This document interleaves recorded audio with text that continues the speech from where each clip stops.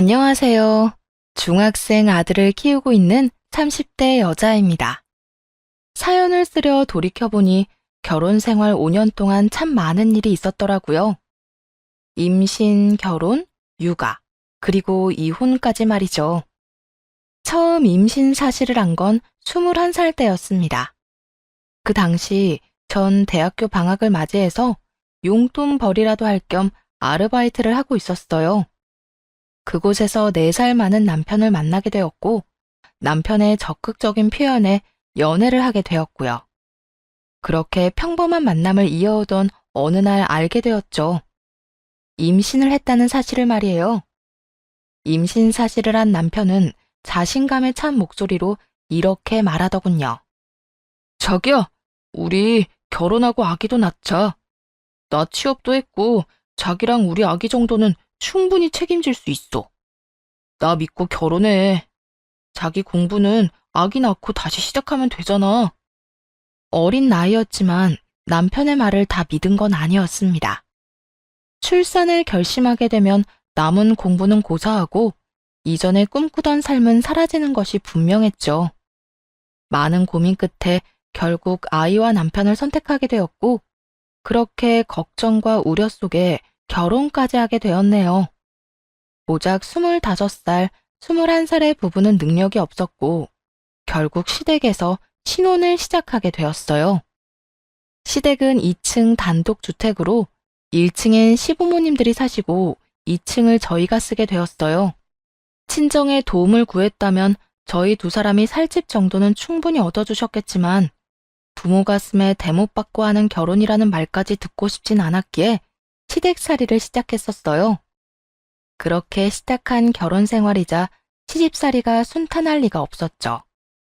너 밥 먹을 때 급한 볼일 있을 때 빼곤 방에서 나오지도 말거라. 내가 너 볼 때마다 우라가 치밀어. 어쩌다 저딴 게 내 아들 발목을 잡아서는? 네, 죄송합니다, 어머님. 그 죄송하다는 말 좀 그만해라. 그 말도 지겨워 죽겠어. 죄송한 행동인 걸 알았으면 조심했어야지. 사고는 다쳐놓고 죄송하다 고개만 푹 숙이고 있으면 뭐가 달라져? 얼른 방에나 들어가. 네, 아니, 조심할게요. 그땐 왜 그렇게 죄송하다는 말을 달고 살았는지 모르겠어요. 지금 생각하면 왜 저한테만 그러냐고 말대꾸 한 번은 할 법한데, 그땐 시모의 얼굴만 봐도 참 무섭고 눈치가 보였네요. 그래서 제 의사와는 상관없이 죄송하다는 말만 나오더군요. 그렇게 한 소리 듣고 방으로 들어오면 왜 그렇게 서러운지요? 두 사람이 사랑으로 가진 아이인데 왜 이 모든 질책은 나 혼자 받아야 하는지. 남편은 매일같이 저리도 깔끔한 모습으로 출근하는데 나는 이게 무슨 꼴인지 참 여러 가지가 다 서럽더라고요. 그래도 처음엔 남편이 잘 대해줬어요. 퇴근길에 제가 좋아하는 간식거리도 사오고 집에 일찍 들어오려고 노력도 하며 말이에요. 나왔어. 얼른 와서 이것 좀 먹어. 아침에 먹고 싶다고 했던 사거리집 순대랑 빵. 우와, 그렇지 않아도 하루 종일 눈앞에 아른거려서 혼났는데. 고마워. 잘 먹을게. 난 자기가 이렇게 잘 먹는 거 보면 너무 행복해. 돈 버는 보람을 느낀다고나 할까? 앞으로 다른 건 몰라도 먹고 싶은 거 하나만큼은 아끼지 않고 사줄 테니까 먹고 싶은 거 있으면 다 말해줘. 응, 알겠어. 오늘 하루 종일 이리저리 눈치를 보느라 힘들었는데 그 서러움이 한 번에 녹아내리는 기분이야. 오늘도 많이 혼났어? 엄마가 아직 화가 많이 나서 그렇지 조금만 더 지나면 괜찮아질 거야. 원래 그렇게까지 모진 사람은 아니니까 조금만 더 힘내줘. 내가 돈 많이 벌고 부지런히 모아서 빨리 분가할 수 있도록 할게.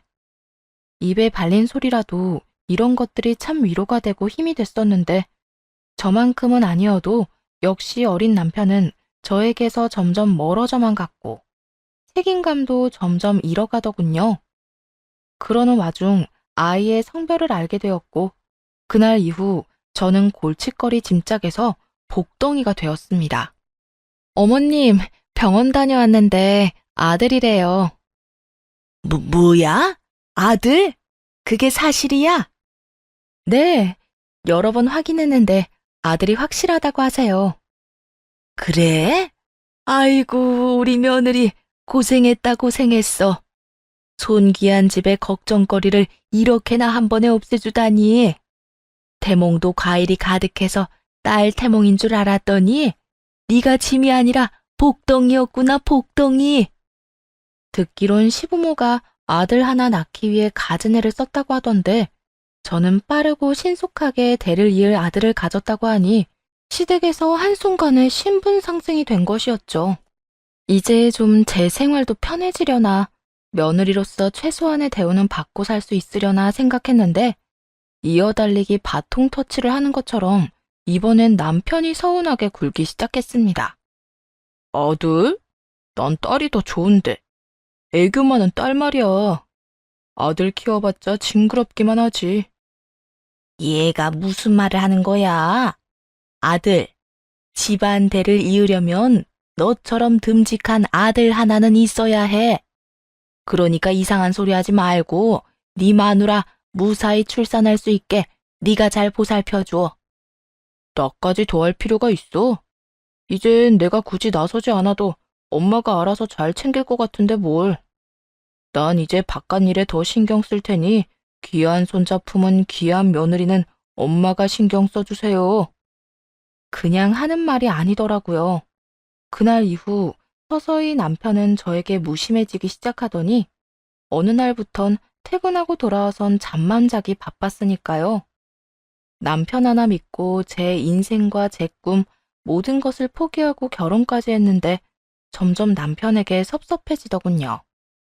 하지만 남편이 시모처럼 구박을 하는 것도 아니었고 시모가 잘 대해주기 시작하니 시댁살이도 할만하더군요. 할만해졌다고 해서 이혼 생각을 전혀 하지 않았던 건 아니었어요. 더는 남편이 저를 사랑하지 않는다고 느껴질 때마다 이혼이란 생각이 불쑥불쑥 찾아왔고 시모가 말로 상처를 줄 때마다 이혼하고픈 마음이 굴뚝이었죠. 하지만 당시에 전 너무나도 어렸고 뱃속에 아이도 있었기에 이혼이란 결정을 도저히 내릴 수가 없었습니다. 이렇게 쉽게 이혼하고 도망칠 거였다면 애초에 아기를 낳는다는 결정도 하지 않았을 거라고 이딴 결혼도 하지 않았어야 했다며 스스로 타일렀네요. 그렇게 무사히 출산을 했고 반응은 제 예상과 별반 다르지 않더라고요. 시댁 어른들은 아빠를 쏙 빼닮았다며 기뻐하고 남편은 그냥저냥 미지근한 반응 말이에요. 어머나, 어떻게 된 신생아가 이렇게 이목구비가 뚜렷하니? 아, 그래요? 뚜렷한 편인가요? 그래, 꼭 우리 아들 갓 태어났을 때 모습을 보는 것 같구나. 아주 판으로 찍어 놓은 것 같아. 우리 장손 잘생기기도 했지. 아들, 어때? 아빠 된 기분이? 그냥 뭐, 아직은 별 느낌이 없지. 엄청 작다. 이 정도? 어이구, 하긴, 네 아빠도 처음엔 실감 못하다가 네가 점점 크니까 널 엄청 예뻐라 하셨었어. 자주 보고 자주 안아줘. 우리 귀한 장손. 사람에 따라서 남자들의 부성애는 뒤늦게 발휘되는 경우도 있다고 저도 들은 적 있습니다. 그런데요, 남편은 해도 해도 너무하더라고요. 제가 낳자고 사정사정해서 낳은 자식도 아니고 애초에 자기가 책임지겠다며 더 많이 사랑하겠다고 했던 사람이 저리도 변해버리니 말이에요. 때마침 시모는 집에 다녀오겠다며 자리를 비웠고 그간 쌓였던 말들을 쏟아냈어요. 당신 진짜 적당히 좀 해?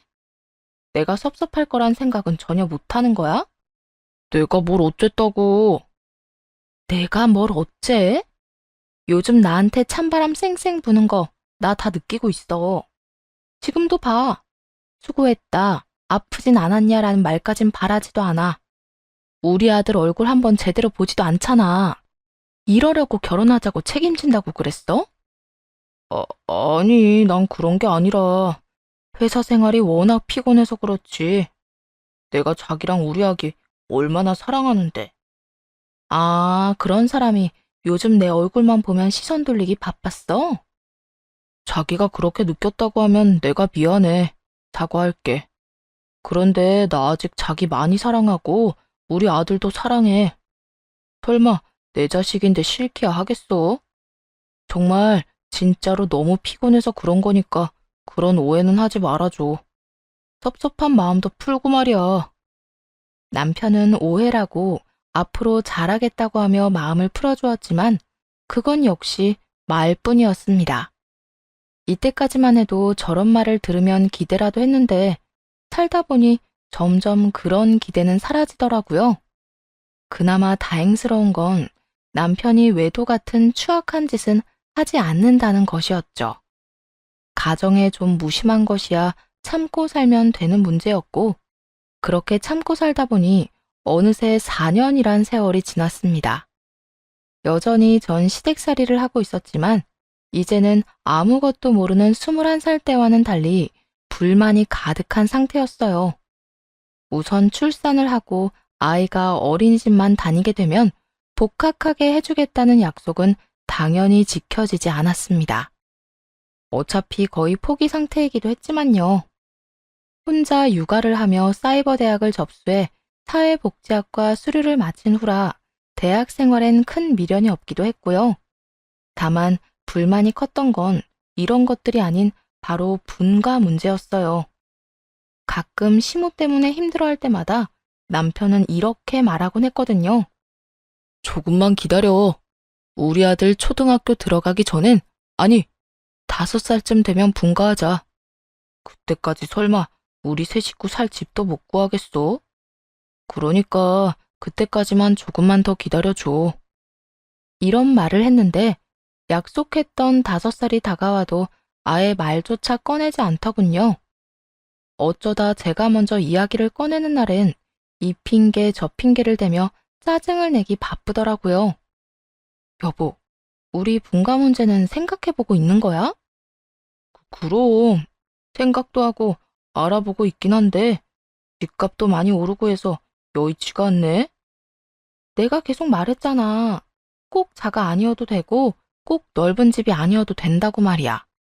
원룸, 투룸이어도 아무 상관없다니까. 그냥 단 하루라도 우리 식구끼리 살고 싶다고. 또 세상 물정 모르는 소리 하네. 원룸, 투룸 얻는 데는 그냥 월세만 내면 되는 줄 알아? 보증금은 당신 보증금 있어? 당신 취업하고 일한 게 몇 년인데 그 보증금도 없어? 이때껏 번 돈으로 뭘 했길래 원룸 보증금도 없단 말이야. 뭘 하기는 부모님 용돈 드리고 생활비 드리고 하면 뭐 남는 거나 있는 줄 알아? 직장 생활 5년 동안 돈 몇백이 수중에 없다니 기가 막힐 노릇이었죠.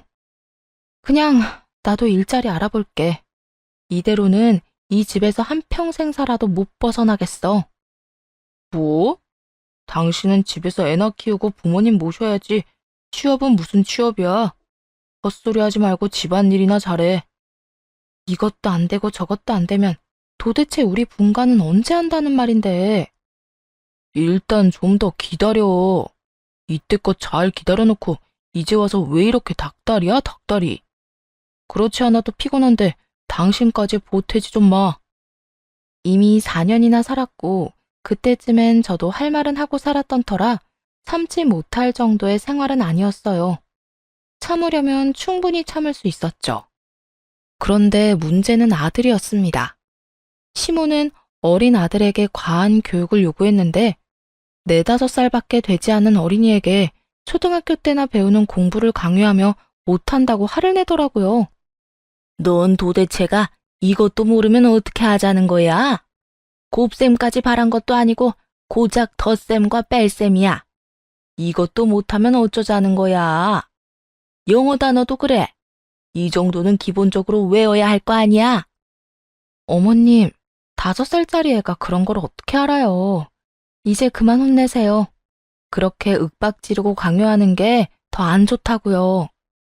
네가 뭘 안다고 훈수질이야, 훈수질이. 내가 다 알아보고 이러는 거야. 똑똑한 애들은 이미 이런 건 다 끝냈다고 하는데 얘는 누굴 닮아서 이렇게 모자란 거야? 어머님, 저는 우리 아들 그렇게까지 과하게 공부시킬 생각도 없고 지금부터 그런 공부가 필요하다고 생각하지도 않아요. 그러니까 지금 네 말은 네 아들이니까 네 마음대로 키우겠다. 이 말이니? 득이 되는 조언과 도움이라면 감사한 마음으로 받겠지만 해가 되는 행동이라면 그냥 두고만 볼 생각 없다고 말씀드리는 거예요. 지금 어머님이 제 아들한테 하는 윽박 강요, 이런 건 단 하나도 도움되는 것이 없으니까 하지 말아주세요. 이렇게까지 직설적으로 하지 말라고 해봐도 그때뿐이었습니다. 자고 일어나면 모든 기억을 잊은 사람처럼 또 어린 아들을 괴롭히는데 보통 일이 아니었죠. 상황이 그렇다 보니 잘 웃고 잘 먹으며 밝기만 하던 아들은 눈에 띄게 의기소침해져 갔고 자신감이 떨어지니 유치원에서도 문제가 생겨나기 시작했습니다. 어머님, 혹시 유민이 요즘 무슨 일이 있는 걸까요? 아니요, 특별한 일은 없는데 왜 그러세요? 아니, 그게 유민이가 요즘 친구들이랑 잘 어울리지를 못해요. 눈치도 지나치게 보고 친구들이 가까이 다가가도 피하기만 하고요. 저희 유민이가요? 상담할 때는 잘 어울린다고 하셔서 그런 줄만 알고 있었는데요. 학기 초엔 친구랑도 잘 어울리고 항상 밝은 유민이었는데 어느 순간부터 눈치를 많이 보고 큰 소리에 놀라기도 하고 그렇더라고요. 혹시나 무슨 일이 있으신가 싶어서 연락드려봤어요. 심리적으로 불안한 상태가 확실했습니다. 저는 제가 아들을 감싸고 보호한다고 해서 해결될 문제가 아니란 생각이 들더라고요. 그래서 남편을 앉혀놓고 진지하게 이야기를 꺼냈어요. 여보, 아무래도 우리 분가 서둘러야 할 것 같아. 뭐? 당분간은 기다리라고 했잖아. 상황이 여의치 않다고. 상황 괜찮아질 때까지 기다리다가 우리 아들 유민이 큰일이 날 것 같아서 그래. 뭐? 유민이가 왜? 유치원에서 연락이 왔어. 유민이가 친구들이랑도 잘 못 어울리고 눈치도 많이 보고 어두워졌다고. 갑자기 왜 그러는 거야? 아니, 근데 유민이가 이상해진 거랑 분가랑 무슨 상관인데? 그 밝던 애가 갑자기 왜 그러겠어? 어머님 때문이잖아.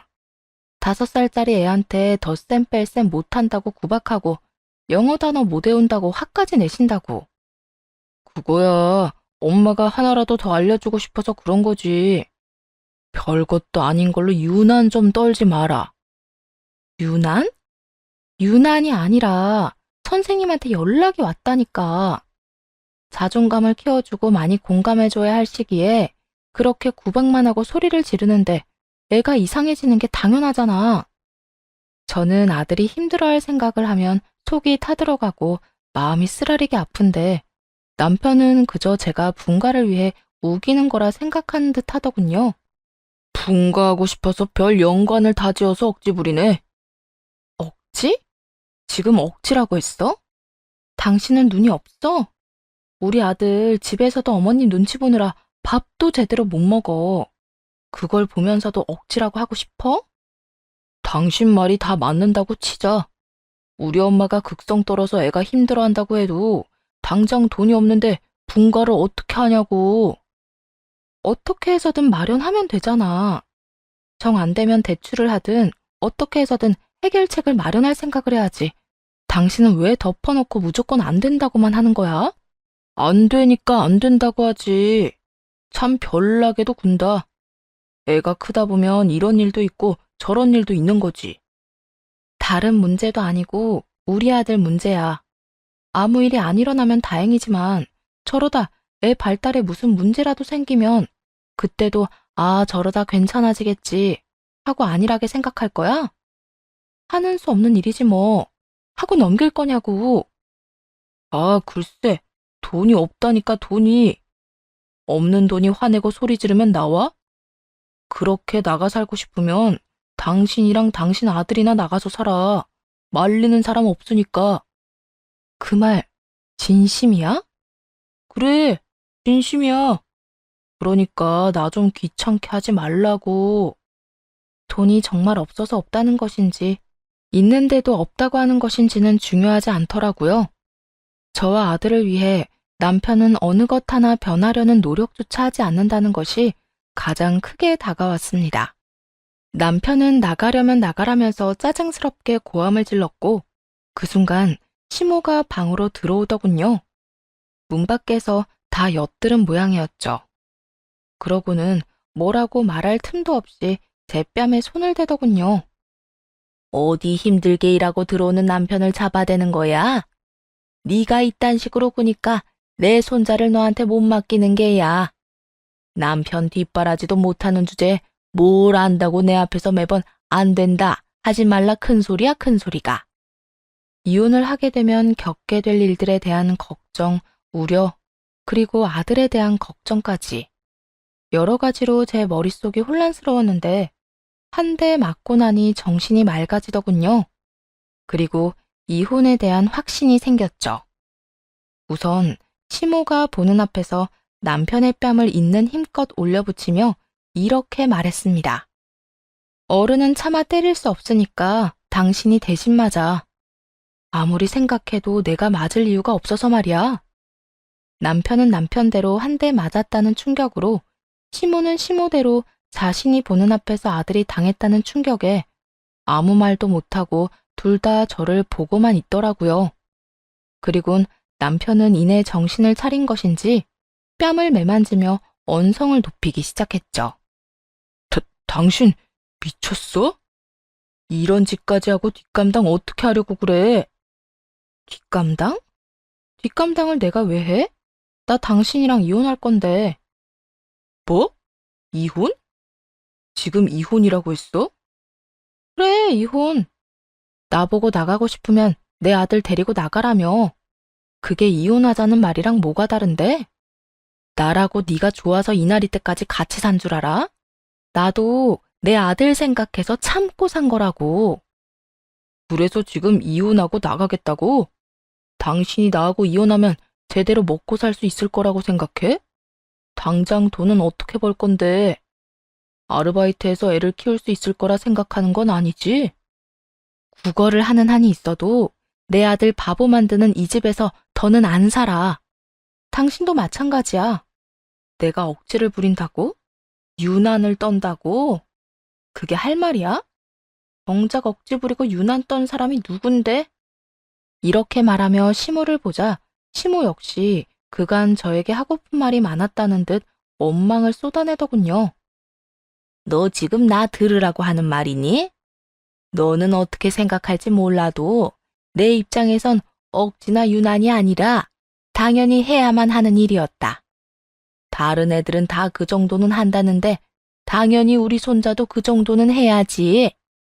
도대체 어느 집 애들이 그렇게 똑똑한지 전화라도 좀 걸어보세요. 그 애도 강제적으로 공부를 시켰는지 아니면 애 스스로가 원해서 한 공부인지라도 좀 물어보게요. 그게 친한 사이는 아니고 건너 아는 집 손주가 그렇다고. 그러니까 지금 제대로 알지도 못하고 유민이를 그렇게 쥐잡듯 잡았단 말이에요? 사실인지 아닌지도 모르는 건너 들은 이야기로요? 그게 뭐가 중요해? 그렇게 똑똑한 애가 있으니까 그런 이야기가 내 귀에도 들어왔을 거고, 우리 손주는 그보다 무식하고 멍청하다는 게 문제지. 제가 보기엔 제 아들이 문제가 아니라 어머님이 문제네요. 어디서 확실하지도 않은 이야기 듣고 와서 초등학생이나 돼야 배우는 걸 알려주는데 애가 버텨내겠어요? 거기에다 매번 멍청하다, 무식하다, 고함이나 지르고요. 멍청한 걸 멍청하다고 하는 게 뭐가 문제라는 거야? 바보를 안 쳐다 놔도 그만큼 강조하고 그만큼 설명했으면 다 알아들었을 텐데. 애가 엄마를 닮아서 무식한 걸 누굴 탓을 하는 게야 지금? 당신도 봤지? 당신 엄마가 이런 분이셔. 더는 이런 집에서 내 아들 바보로 만들면서 살 생각도 없고, 당신 말대로 나는 내 아들 데리고 나갈 테니까 이혼해. 남편을 바라보며 이혼을 요구했고, 남편은 후련하다는 표정으로 저를 보며 이렇게 말했습니다. 그래, 하자 이혼. 나도 이런 생활 힘들고 지겨웠어.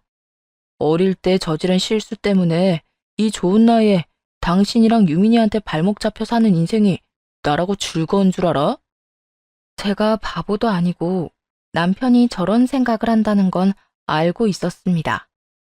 그런데 저런 이야기를 남편에게 직접 들으니 꽃 같은 나이에 혼자 고생하며 산 세월이 떠오르며 화가 나더군요. 남편의 말이 끝나자마자 손을 올려 반대쪽 뺨을 올려붙였네요. 시모는 저를 가만두지 않겠다며 고함을 질렀고 남편은 그저 저를 노려보더군요. 너 지금 이게 뭐 하는 짓이야? 한 번도 아니고 두 번이나. 네가 제정신이야? 네, 제정신이에요. 진작 이랬어야 했는데 그간 제가 너무 미련스러웠죠. 생각 같아선 제가 어머님한테 당한 것만큼 되돌려주고 싶은데 그래봤자 화가 풀릴 것 같지도 않고 이 정도만 하고 그냥 이혼이나 하려고요. 이게 진짜?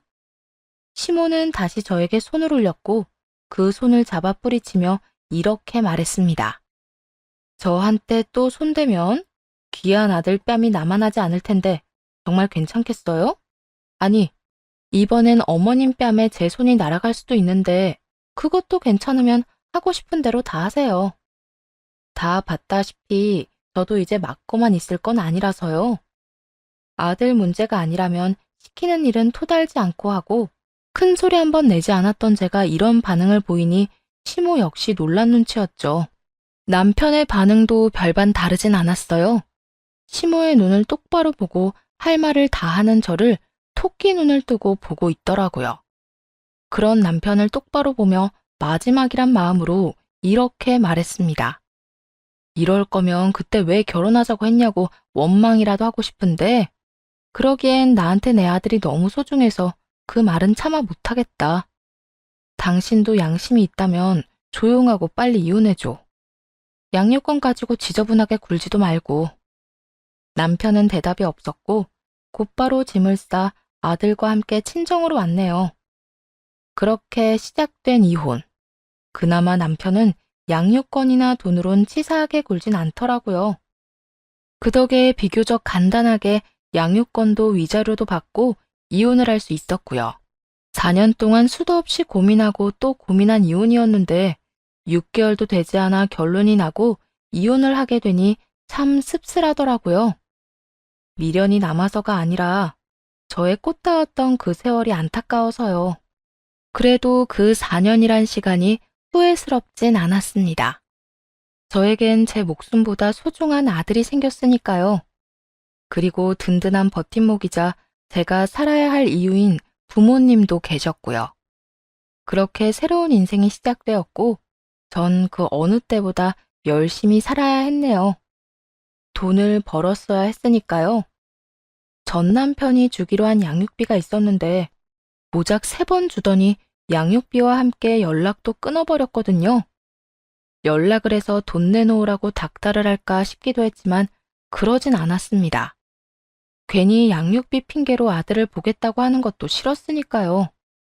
아이의 아빠에게도 아들을 보여주는 것이 싫어 양육비 달란 말도 하지 않았는데 전 시모는 끈질기게 연락이 와 손자 타령을 하더라고요. 예, 아무리 너희가 이혼을 했다 해도 내 핏줄이고 내 손자다. 네가 뭔데 내 손자 얼굴도 안 보여주는 게야? 유민이가 할머니 이야기만 꺼내도 싫다고 난리를 부리는데 어쩌겠어요? 그러게 있을 때 잘하지. 이제 와서 핏줄 타령은? 거짓말 하지 마라. 내가 내 손자한테 어떻게 했는데 내 손자가 나를 보기 싫어할 리가 없잖아. 어떻게 하긴요.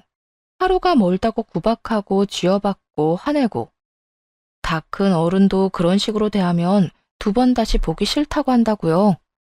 그러니까 그런 줄 알고 다신 연락하지 마세요.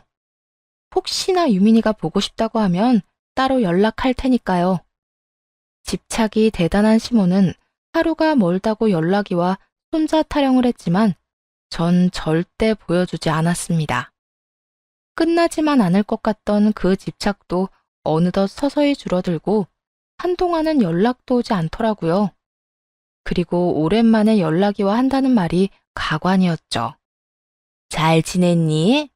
네 아들은 잘 크고 있고? 네, 우려하시던 거와는 달리 아주 잘 크고 있어요. 그런데 무슨 일이세요? 한동안 연락 없으시더니. 아, 미리 말하는데 네 아들 보여달라고 연락한 거 아니니까 걱정하지 마라. 다름이 아니라 내 아들 재혼 소식 전해주려고 전화했다. 혹시나 네가 뭣도 모르고 연락해서 구질구질하게 굴까 봐. 이혼하고 양육비가 안 들어와도 단 한 번도 연락한 적이 없는데 저딴 말을 하니 기가 막히더군요. 모르긴 몰라도 전 시모의 성향상 자랑을 하려고 연락한 것이 분명했죠. 그럴 일 없으니까 할 말 다 끝났으면 끊으세요. 길게 통하고 싶지도 않으니까. 예, 잠시만. 넌 네 전 남편이 어떤 사람이랑 결혼하는지 궁금하지도 않니? 같은 회사 다니는 여자인데 임신했다고 하더구나. 너와는 달리 대학도 졸업했고 똑똑한 여자이니 그 뱃속에서 태어날 내 귀한 손주가 얼마나 똑똑하겠어? 그거 참 잘 됐네요. 앞으로는 내 아들한텐 신경 끄고 새로운 손주나 신경 쓰면서 잘 살아보세요. 그렇지 않아도 그렇게 할 거다. 네 아들보단 쓸만할 건 분명하고 영재라도 태어나는 건 아닌지 모르겠구나. 그건 내가 알 바가 아니고요. 이 말은 할 수 있을 것 같네요. 부디 그 애는 바보로 만들지 말고 잘 키우세요. 너 내가 누누이 말했지? 그건 내 잘못이 아니라 네 아들이 멍청한 거라고. 그거야 두고 보면 알겠죠. 그렇게 전화를 끊었고 그 후론 그 사람들을 잊고 살았습니다. 따로 연락이 오지 않기도 했고요. 그 후로 벌써 5년이 흘렀네요. 저는 아동 발달센터에서 일하고 있어요. 사이버 대학이지만 관련 학과를 수료하기도 했고 아이 때문에 그 후로도 꾸준히 공부하고 일을 해서 업계에선 꽤 대접을 받고 있었죠. 안정된 생활만큼 아들과 보내는 시간도 많았고 제 생애 가장 행복한 시간이라는 생각이 들 정도로 만족스러운 나날들이었네요. 하루하루 바쁘게 지내고 있는데 일하는 센터로 낯익은 사람들이 들어오더라고요. 네, 그건 바로 전 시모와 전 남편이었습니다. 두 사람은 여자아이의 손을 잡고 센터로 들어왔는데 척 보아도 표정에 근심과 걱정이 가득해 보이더군요. 반갑지 않은 사람들의 등장에 저도 모르게 몸을 숨기게 되었고 본의 아니게 두 사람의 대화를 엿듣게 되었죠. 이게 다 엄마 때문이야. 멀쩡하게 태어난 애를 엄마가 다 망쳐놨다고. 이게 뭐야? 센터가 웬 말이냐고. 그게 왜 내 탓이야? 난 그저 남들 하는 것처럼 했을 뿐이라고. 도대체 그 남들이 누군데? 누가 4살짜리한테 그 어려운 공부를 그것도 강제로 시키냐고. 있어, 영재 엄마들. 들어보니까 다들 이렇게 했다고 하더라. 그 애들이 지금 얼마나 똑똑한 줄 아니? 엄마, 그건 특별한 애들이나 그런 거고, 우리 딸은 평범한 그냥 4살 여자아이야. 첫 손자도 그렇게 괴롭혀서 아들 이혼시키더니 그걸로 만족이 안 됐어? 기어코 내가 또 이혼하고 손녀는 센터까지 다니게 만들고 나니까 속이 시원해? 그게 왜 내 탓이야? 다 그년들이 되바라져서 그렇지. 시어머니 입장에서 잔소리 좀 할 수도 있는 거지. 그걸 못 참고 이혼이나 하고 말이다. 애 문제도 마찬가지다. 원래가 좀 멍청한 애들이었다고. 엄마, 여기 오기 전에 들린 센터만 3군데야. 거기서 하나같이 과한 교육에 의한 정서적 문제라고 하는 말 못 들었어? 그 말을 듣고도 애 탓을 하고 싶어. 들어보니 애 엄마는 아들이 아닌 딸을 낳았다는 이유로 전 시모의 시집살이를 버티지 못하고 이미 도망간 상황이고 남은 아이는 시모의 학대와도 같은 교육에 발달에 약간의 문제가 생겼더군요. 싸우는 두 사람의 사이에 껴 눈치를 보고 앉아있는 여자아이를 보는데 힘들어하던 아들의 모습이 떠올라 안타까웠습니다. 언제까지 숨어 있을 수도 없는 노릇이고 그 둘의 대화가 다른 사람들에게 방해가 되는 지경이라 저는 두 사람 앞에 등장했죠. 저를 보자마자 두 사람은 화들짝 놀랐는가 싶더니 이내에 다 알겠다는 표정을 지어 보이며 제 아들 험담을 하기 시작했죠. 네 아들도 여기 다니니? 내 그럴 줄 알았다. 어릴 때부터 모자라더니. 뭐라고요? 그런 거 아닌데요. 아니긴 뭐가 아니야. 그런데 그때부터 지금까지 다닌 거면 도대체 몇 년이나 다닌 거니? 아니, 얼마나 심각한 바보이길래 이때까지 치료를 하는 게야? 그 정도면 장애 아니니? 장애라니요. 무슨 말을 그렇게 하세요? 그리고 그런 거 아니라고 말했잖아요. 어머, 깜짝이야. 아니면 아닌 거지. 왜 화를 내고 그러니? 아, 알겠다.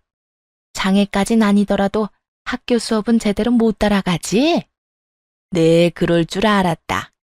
너 닮아서 머리가 나쁘다고, 조기 교육이 그렇게 중요하다고 내가 말했잖니.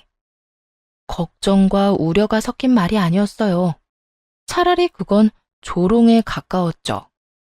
아무리 연이 끊어졌다고 해도 자신의 손자 이야기를 저런 식으로 하다니 정신치료가 필요한 사람은 전 시모인 것 같더군요. 저런 인간들에게 아들에 관한 이야기는 전하고 싶지도 않았는데 어쩔 수가 없더라고요. 귀한 남의 아들을 그딴 식으로 몰아가니 말이에요. 여기는 아들이 다니는 곳이 아니라 제가 일하는 곳이고요. 제 아들은 치료라는 건 받지도 않았고 받을 필요도 없어요. 학교 수업을 못 따라가기는커녕 매번 전교 1, 2등만 하고 있어서 성적표 확인하는 의미가 없을 정도니까요. 그 말을 들은 전 시모가 지어 보이던 그 표정을 아직도 잊지 못합니다. 처음엔 화들짝 놀란 표정에서 그럴 리가 없다며 의심하는 눈초리를 거쳐 후회 가득한 얼굴까지 표정 변화가 참 드라마틱하게 이어지더군요. 그럴 리가 없어. 그땐 말도 제대로 못 알아먹고 무슨 말만 하면 울던 그 멍청한 애가 그렇게 똑똑해졌을 리가 없잖아. 원래 똑똑하던 애였어요. 그런 애를 아줌마가 다 망쳐놓고 있었고요. 정서적으로 그렇게나 불안한데 교육은 무슨? 그건 애를 망치는 지름길이었다고요. 얘가 지금 생사람 잡네. 내가 망쳤다는 증거 있어? 증거라도 있냐고. 여기 있잖아요, 여기. 아줌마의 새로운 손녀. 들어보니 이 아이도 제 아들하고 비슷한 증상이 보이던데 보나마나 아줌마가 애를 못 살게 괴롭혔겠죠. 더는 전시모도 우기지 못하더라고요. 지나치게 비슷한 증상을 보이는 두 아이와 전 시모의 품을 벗어났을 뿐인데 시모가 바라던 모습으로 크고 있는 아들. 그 모든 것이 제 말이 옳았다는 것을 증명하고 있었으니까요. 온 김에 상담을 받든 뭘 하든 당신이 알아서 할 문제인데 정말 딸을 걱정하는 거라면 당신 엄마부터 떼어놓는 게 좋을 거야. 사정상 떼어놓는 게 안 되는 상황이면 적어도 그 말도 안 되는 교육관을 집어치우게 하든지. 그러니까 애들이 이렇게 된 게 다 엄마 때문이라는 말이야? 보고도 모르겠어? 이대로 두고 방관하면 아마 크게 후회할 일 생길 테니까 그렇게 되기 전에 애한테 신경 좀 쓰고 살아. 당신 엄마가 하나 남은 딸 발달도 다 망쳐놓기 전에. 전 남편은 안쓰러운 눈빛으로 여자아이를 한 번, 그리고 원망스러운 눈빛으로 전 시모를 한 번 보더라고요. 전 남편의 눈초리가 따가웠던 전 시모는 만만하게 생각하던 저를 향해 괜히 화를 내기 시작했습니다. 너 뚫린 입이라고 아까부터 막말하는데 내가 뭘 어쨌다고 애들이 그렇게 된 게 다 내 탓이라고 하는 게야. 타고나기를 모자라게 태어난 애들 어떻게 해서든 정상적으로 살게 하려고 공부 좀 시킨 것뿐이라고. 아줌마가 의사라도 돼요? 아니면 선생님이라도 되나요? 아무것도 아닌 그냥 나이 먹은 할머니일 뿐이면서 도대체 뭘 한다고 애들에 대해서 판단하고 지적하고 가르치려고 드세요? 그것도 고작 4, 5살 된 애들을. 뭐야? 아무것도 아닌 할머니? 이혼해서 남남됐다 해도 내가 네 엄마뻘 되는 어른인데 어른한테 그 말버릇이 뭐야? 하여튼 예나 지금이나 본데 없이 자란 티 내기는 내가 그래서 너한테 애를 안 맡긴 거였다고. 그래서 제 아들도 망칠 뻔했죠. 이제 인정하세요. 아줌마가 그렇게 무시하던 제가 키운 제 아들은 지금 수제 소리 들으면서 전교에서 놀고 그렇게 자부하던 교육 방식으로 교육한 저 아이는 지금 아파하고 있다는 걸요. 그 말에 흥분한 전시모는 무섭게 다가왔지만 제 몸에 닿진 못했습니다. 닿기도 전 남편의 손에 의해 끌려나가게 되었으니까요. 엄마, 그만 좀 하고 나가자. 나가자고. 이 녀석아, 이대로 나가면 전현 하는 말이 다 맞다고 인정하는 꼴밖에 더 돼? 난 못 가. 절대로 못 간다고. 엄마가 인정 못하면 어떻게 할 건데? 아무것도 모르는 내가 들어도 틀린 말이 하나 없는데. 우리가 인정 안 한다고 달라질 게 있을 것 같아?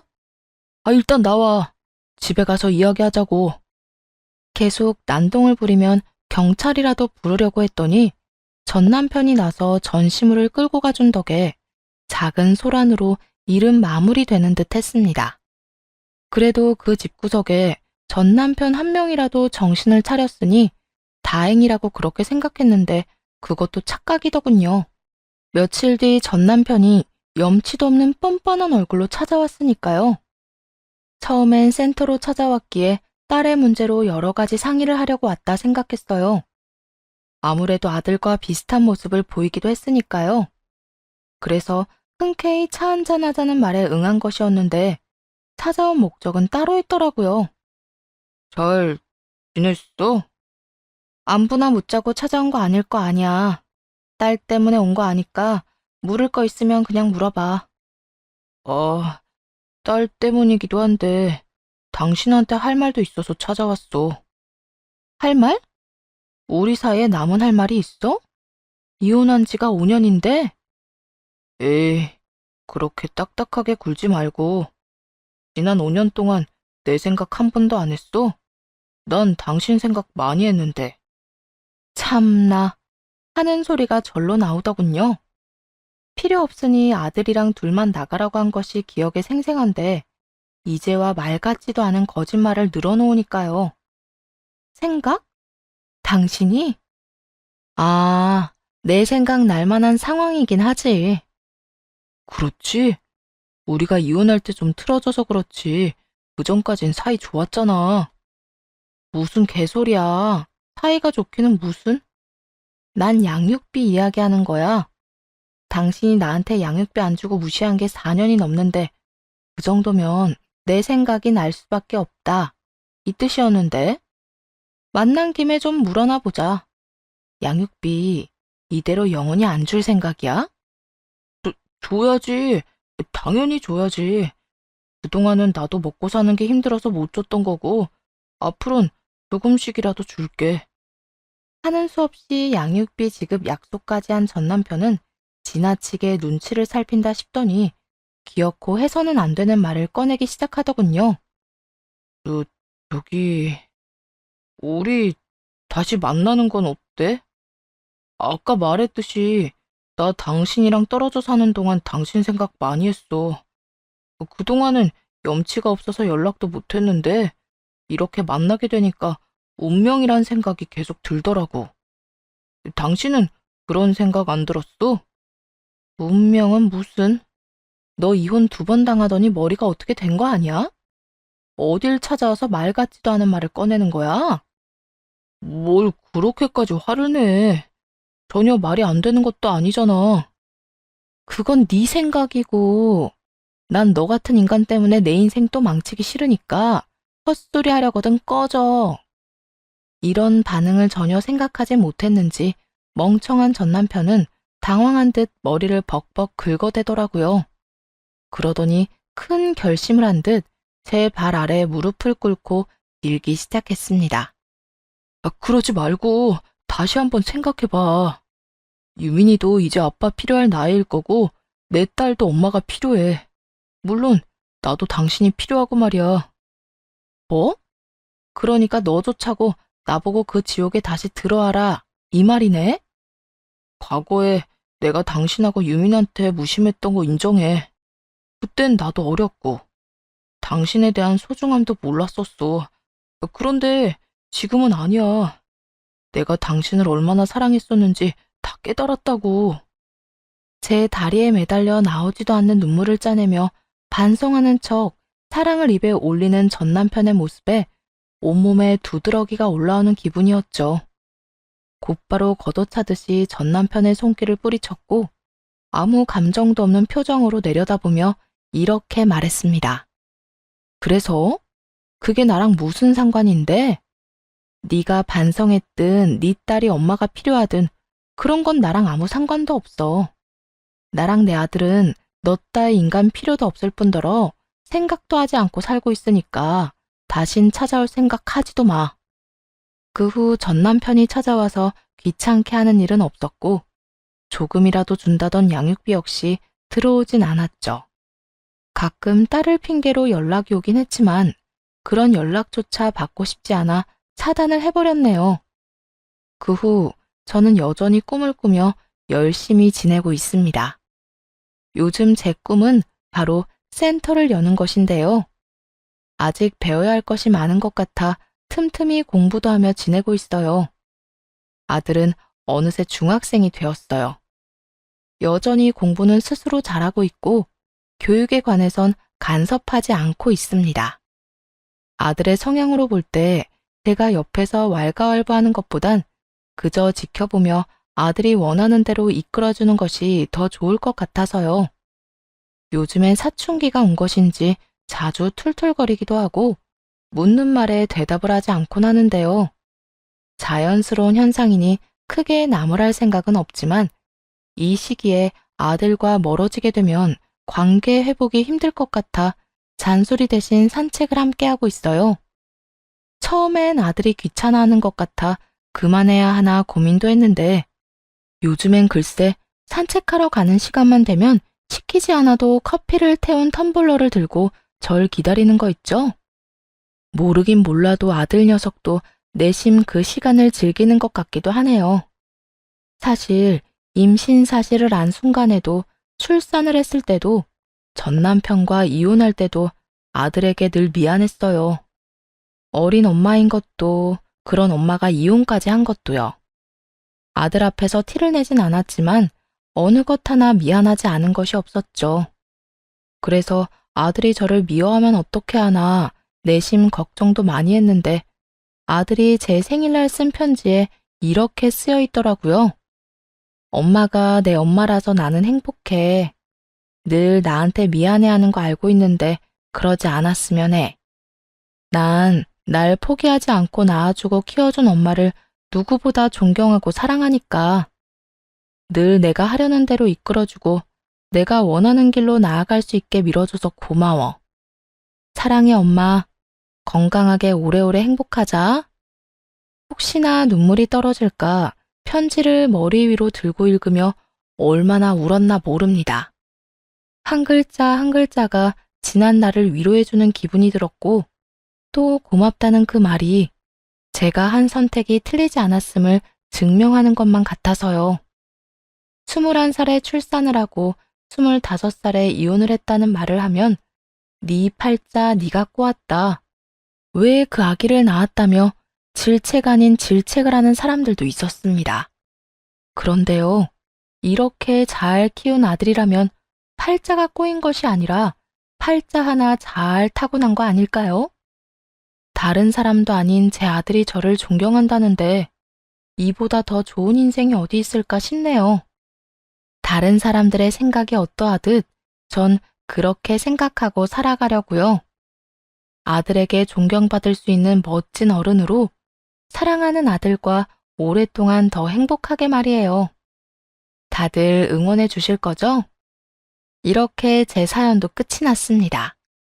사연을 쓰기 전까진 글재주가 워낙 없어 걱정이 많았는데 다 쓰고 나니 뿌듯하기도 하고 후련하기도 하네요. 긴 이야기였을 텐데 끝까지 들어주셔서 너무나도 감사하다는 말을 전하며 이만 물러가 볼게요. 행복 가득한 하루 보내세요.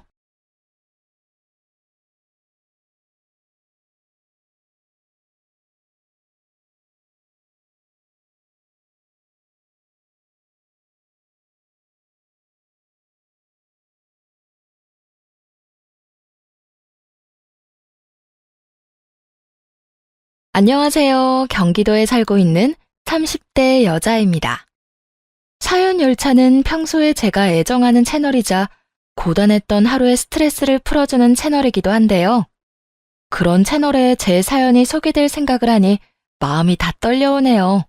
저는 여러 가지 이유로 이혼까지 하게 되었습니다.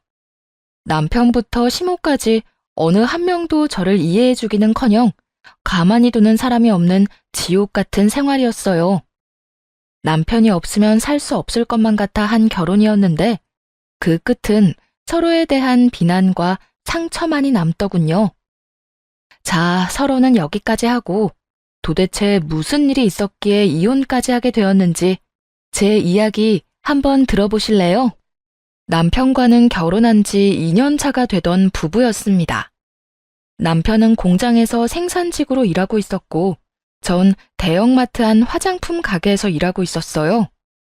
다달이 같은 월급을 받아오는 남편의 벌이는 안정감이 있긴 했지만 연봉으로 따지면 저보다는 벌이가 적었어요. 코로나 사태가 일어나기 전이라 손님이 많은 편이었고 저가 라인의 화장품이 아니라 마트 내에선 나름대로 가격대가 있는 화장품이 대부분이었거든요.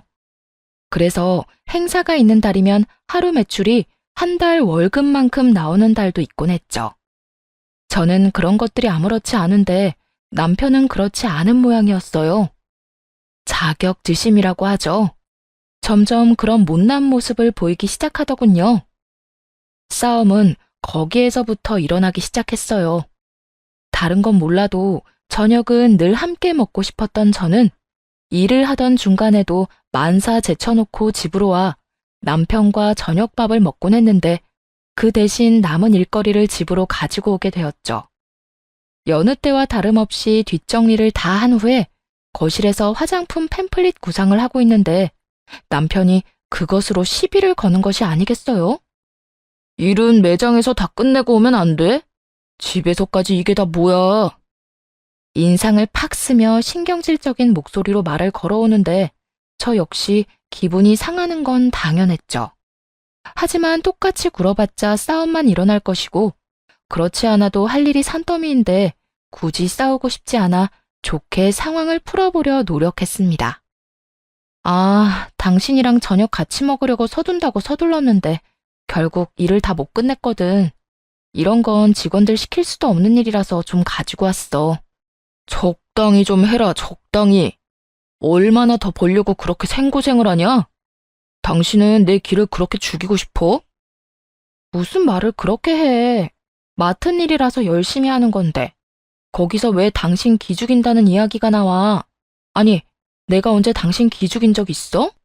이런 거 가지고 와서 바쁜 척, 열심히 하는 척 하는 거 자체가 내 기 죽이는 거야. 난 이 정도 노력하면서 그 돈 버는데 넌 뭐 하냐? 이런 뜻으로밖에 보이지 않는다고. 왜 그런 식으로 생각하는지 모르겠는데 난 그런 식으로 생각한 적 맹세코 단 한 번도 없어. 당신은 그런 생각한 적 없을지 모르겠지만 난 그렇게 느낀다고. 될 수 있으면 좋게 이야기하려고 하는데 남편이 그딴 식으로 나오니 저도 어쩔 도리가 없더라고요. 피하려고 애써도 싸움을 걸어오니 맞대응할 수밖에요. 내가 이런 말까지 웬만하면 하기 싫었는데 그 정도면 당신 자격지심이야. 자격지심? 당신 말 다 했어? 바빠서 열심히 하는 것뿐인데 그 모습이 당신 기를 죽인다며. 그런 걸 자격지심이라고 하는 거 몰라? 남편은 할 말이 없는지 씩씩거리며 방으로 들어가 버렸고 저도 저대로 화가 나더군요. 그것뿐만이 아니었어요. 이전에는 한 번도 뭐라고 한 적이 없던 회식 문제를 가지고 트집을 잡더군요. 아침부터 자정까지 혼자 일할 수는 없는 노릇이니 알바생을 써야만 하는 상황이었고 매장 매출에 큰 지장을 주는 행사도 자주 있는 편이었어요.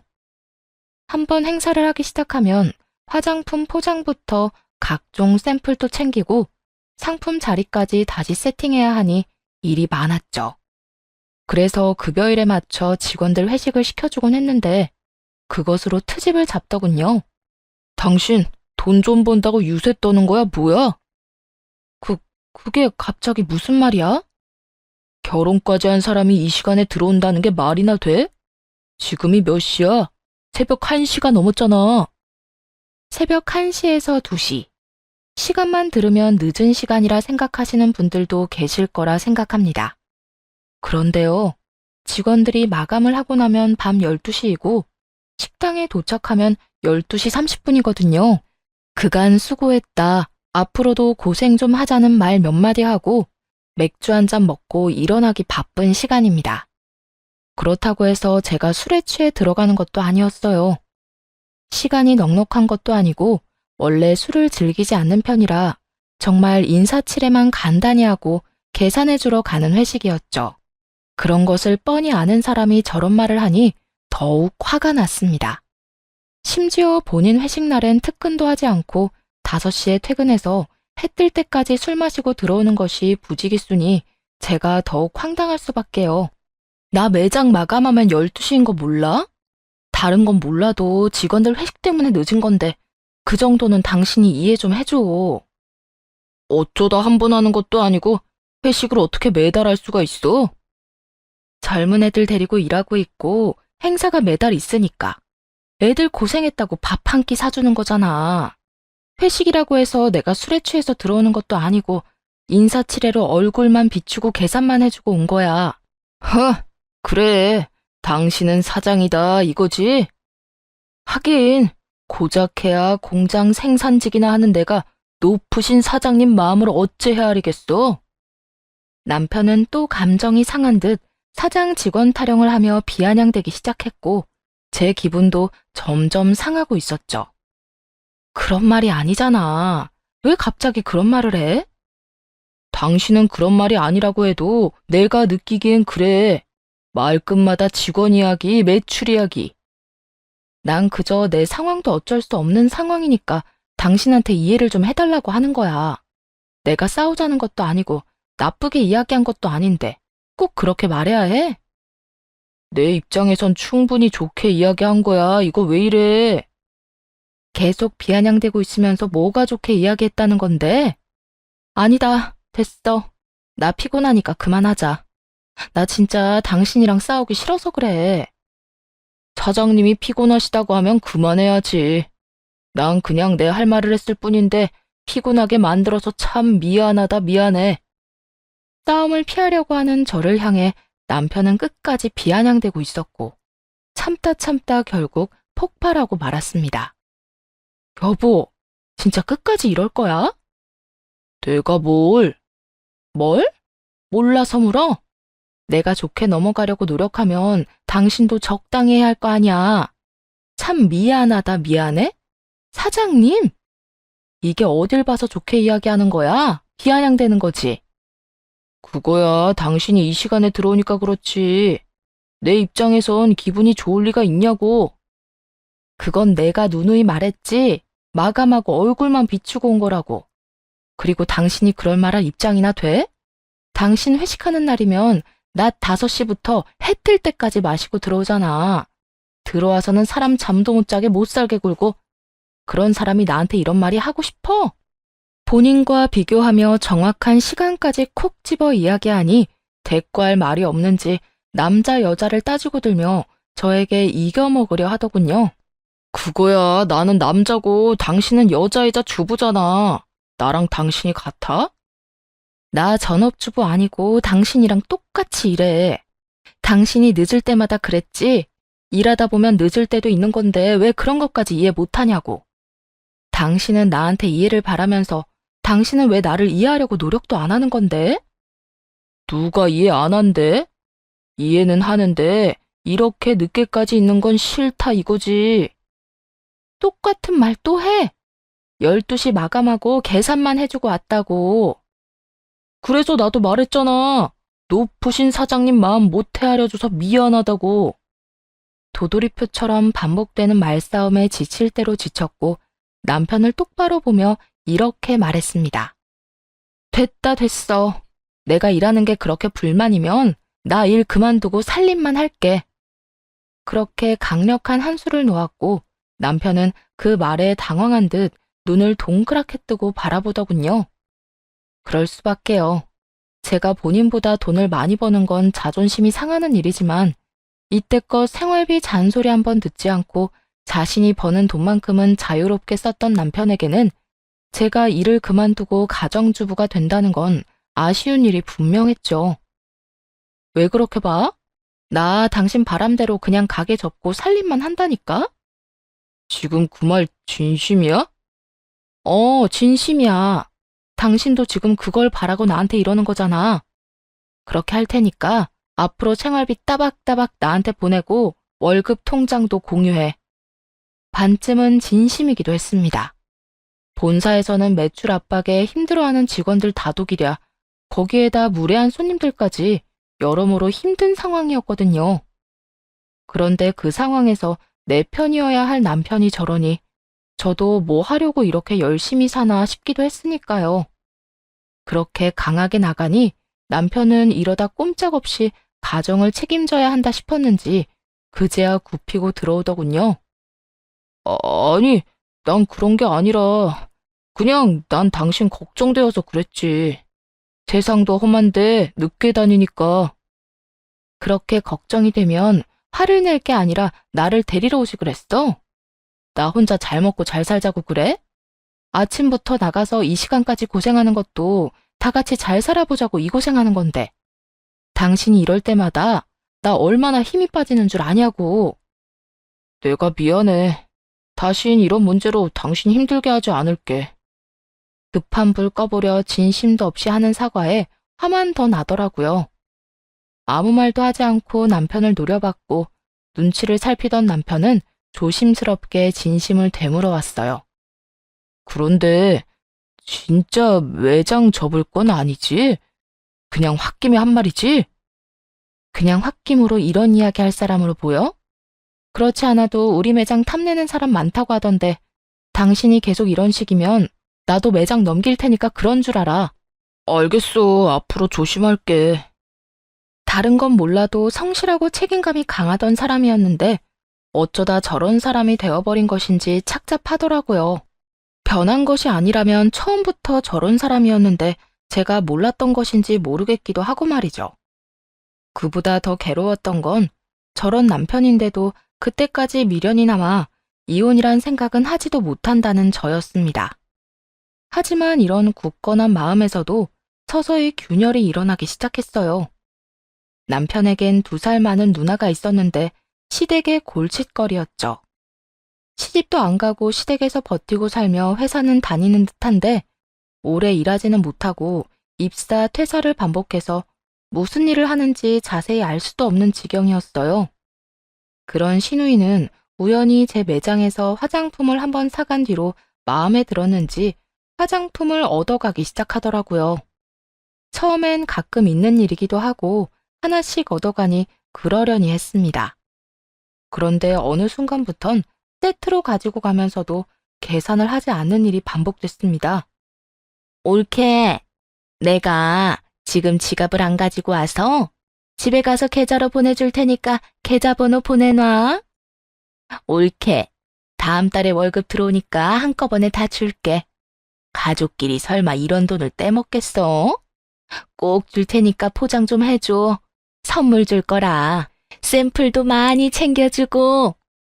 그렇지 않아도 실망스러운 남편 때문에 머릿속이 시끄러운데 시누이까지 저런 식으로 거지 근성을 버리지 못하고 매장에 피해를 주니 화가 났어요.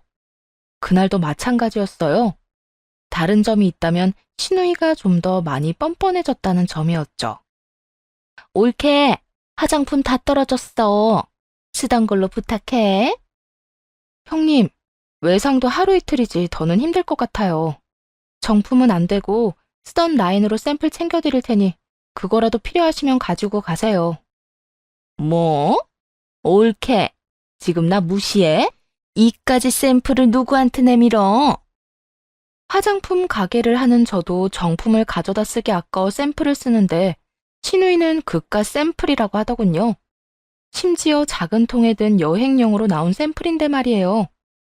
신우이는 그 자리에서 제가 내민 샘플 종이 가방을 던져버렸고 저의 인내심의 끈도 거기서 끊겨버렸네요.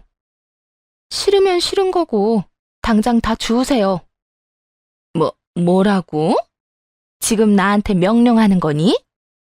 네, 명령하는 거 맞으니까 내 입에서 험한 말 나가기 전에 다 주워 담으라고요. 그렇게 고함을 질렀고 신우이는 저에게 다가오더니 제 어깨를 툭툭 밀기 시작했어요. 야, 내가 네 형님이자 손님인 거 잊었어? 어디서 꼴 같지도 않게 명령이야, 명령이. 가족이란 사람이 진상짓은 혼자 다 하고 있었고 참다 못해 그런 진상 신우이의 손을 잡아 확 밀쳐버리며 말했습니다. 아, 손님. 저도 손님 참 좋아하죠.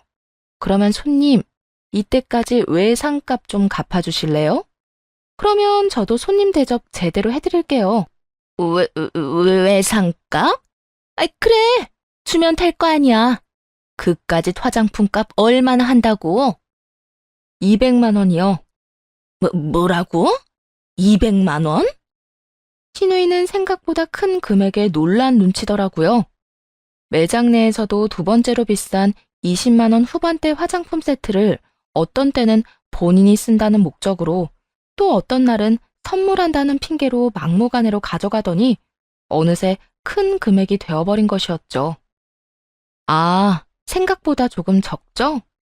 200만 원 조금 넘는데 뒷단위는 떼고 200만 원만 받을게요. 아, 참고로 최근에 가지고 간 것만 200만 원이고 그 전에 야금야금 가지고 간 건 계산도 안 했어요. 금액을 들은 신우이는 큰 소리를 치며 내밀던 카드를 급하게 집어넣더군요. 그리곤 듣고만 있어도 지긋지긋한 가족 타령을 하기 시작했습니다. 가족끼리 무슨 돈을 받고 그래? 그냥 선물 줬다고 생각하면 되지. 선물이요? 전 형님한테 그렇게 비싼 선물 해줄 생각 없으니까 본인이 말한 대로 계산하세요. 매번 가지고 갈 때마다 다음에 준다고 했잖아요. 그 다음이 저는 오늘인 것 같은데요. 에이, 옳게도 무슨 말을 그렇게 섭섭하게 해. 혹시 내가 샘플 놓친 것 때문에 그래? 놓쳤다고요? 던진 거 아니고요? 보는 관점에 따라 던진 것처럼 보일 수도 있는데 이건 절대 던진 게 아니라 놓친 거야. 신우이는 애써 제 눈을 피하며 던져버렸던 샘플을 급하게 주워 담더니 제 손에 쥐어주곤 도망을 치더군요. 그렇게 도망친 신우이는 남편에게 전화를 걸어 한바탕 난리를 피운 듯 했어요. 제가 집으로 들어가자마자 남편은 기다렸다는 듯 화를 내기 시작하더라고요. 당신, 오늘 우리 누나한테 망신 줬다면서? 화장품 매장까지 하면서 우리 누나한테 주는 화장품이 그렇게 아까웠어? 웬만해야 좋은 마음으로 주지. 올 때마다 진상짓은 물론이고 고마운 마음 하나 없이 당연하다는 듯이 이 물건 저 물건 집어가는데 당신 같으면 좋은 마음이 생기겠어? 누나 말 들어보니까 그렇게 많이 가져간 것도 아니더구만. 얼마 되지도 않는 돈으로 그렇게 째째하게 굴어야겠어? 아, 당신 누나가 그렇게 말했어? 내가 얼마 되지도 않는 푼돈으로 째째하게 굴었다고? 그래, 그까짓 화장품 값 해봤자 얼마나 된다고. 내가 줄게, 내가. 20만 원? 30만 원? 얼마야? 200만 원. 뭐라고? 얼마? 신우이와 별반 다르지 않은 반응이었어요. 기껏해서 몇천 원, 비싸봤자 1, 2만 원이라 생각했을 테니까요. 매장을 몇 번을 와놓고서도 저에게도 제가 파는 화장품에도 관심이 전혀 없었던 것이 그런 곳에서 표시가 나더군요. 남편은 다시금 가격을 되물었고 신우이에게 해준 말 그대로 남편에게 해주었죠. 200만 원. 내가 당신 누나한테도 말했는데 이건 최근에 가지고 간 화장품 값만 200만 원이고 자잘하게 가져간 것까지 더하면 더 많아. 아무리 그래도 무슨 화장품 값이 200만 원씩이나 해. 거짓말하지 마. 내가 파는 화장품이 몇천 원짜리 저가 라인인 줄 알아? 매장에 몇 번이나 와놓고선 가격 한 번 본 적도 없어. 거기에다 형님이 가지고 간 세트는 매장에서 두 번째로 비싼 라인이야. 진짜. 누나는 왜 그런 말을 안 한 거야? 그냥 몇 푼 안 되는 화장품이라고 하길래 난 진짜 그런 줄만 알았지. 아직도 당신 누나를 그렇게 몰라? 형님이 자기 잘못을 다 말할 사람이라고 생각하냐고. 어떻게 한 사람 말만 듣고 나만 그렇게 몰아세울 수가 있어?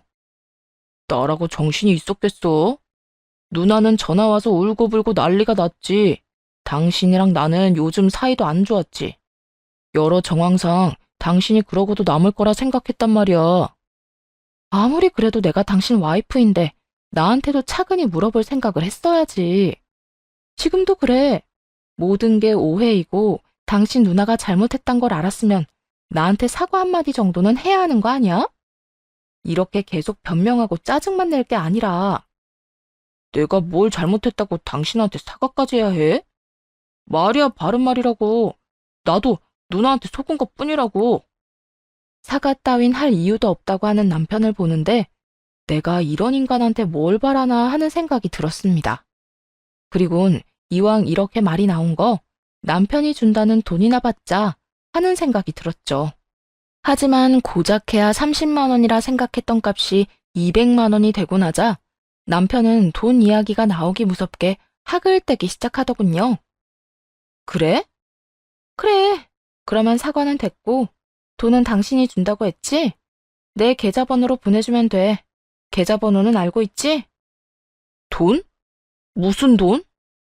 누나가 가지고 간 화장품 값 준다며. 200만 원에 그간 하나씩 가지고 간 것까지 계산해서 청구할 테니까 돈이나 준비해. 내가 쓴 것도 아닌데 왜 나한테 달래? 누나한테 달라고 해. 두 사람 문제는 두 사람이 알아서 해결하라고. 언제는 들어오자마자 누나 편들기 바쁘던 남편놈은 도마뱀이 꼬리 자르고 도망가듯 말을 딱 자르고 도망가 버리더군요. 그 후론 돈을 주기 싫긴 했는지 한동안 제 비위를 살피며 조용했고요. 시누이도 매장으로 찾아오지 않았고 남편놈도 큰 트집 잡지 않고 그렇게 평화로운 생활이 유지되었습니다. 여러 일을 거치면서 실망스러웠던 남편에 대한 감정도 많이 사그라들었고 일도 슬슬 잘 풀려 매장 최고 매출을 찍게 되었어요. 그 기념으로 가족들 모두 가까운 곳으로 여행이라도 보내드리기로 했죠. 마침 친정아빠의 생신이기도 했던 터라 겸사겸사 큰 마음 먹은 것이었어요.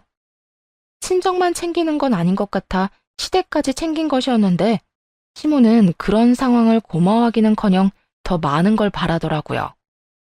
예, 우리 여행 보내준다는 거 말이다. 난 국내 말고 해외로 가고 싶구나. 당당해도 너무 당당한 시모의 태도에 순간 잘못 들은 말이 아닐까 생각했어요. 그래서 곧장 시모에게 되물었고 시모는 더욱 당당하게 해외라는 단어에 힘을 주며 말하더군요. 네? 해외여행이요? 그래, 제주도 다녀와봤자 친구들한테 자랑거리라도 되겠니? 누구나 언제든 갈 수 있는 제주도? 난 그런 시시한 곳은 싫으니까 해외여행 보내다오. 시누이도 그리 뻔뻔하게 굴더니 그보다 더한 사람이 시모더라고요.